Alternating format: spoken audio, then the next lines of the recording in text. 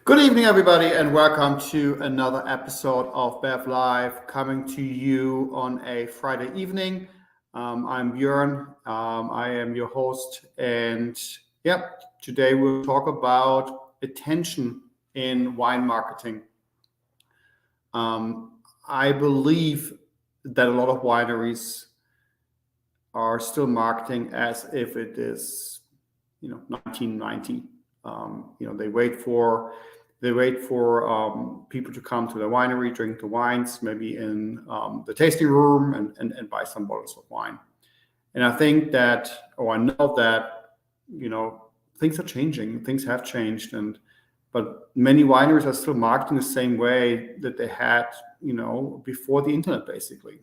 And in a time of social media and attention being somewhere else, and especially the younger generation being somewhere else, be it on mobile or be it on the internet or wherever you may find, the younger generation.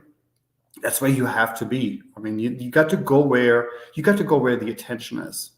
If Taylor Swift sings about Dom Perignon in her song Champagne Problems, I'm sorry.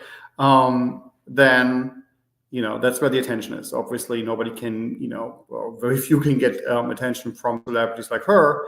But in general, I think it's a great example that you got to pay attention where the attention is.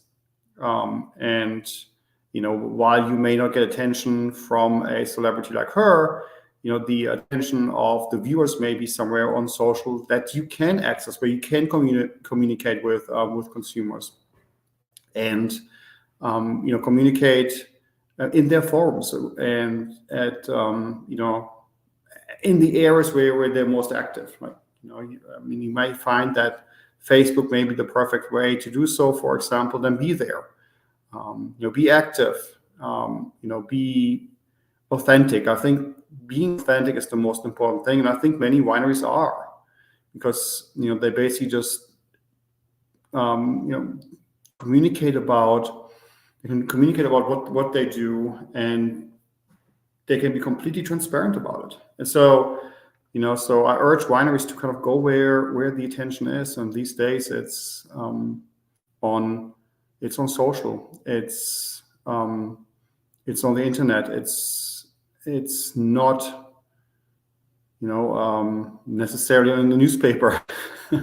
But don't market like it's 1990. I mean, pay attention to where look where the attention is, where people talk about products like yours, engage with people, talk to people.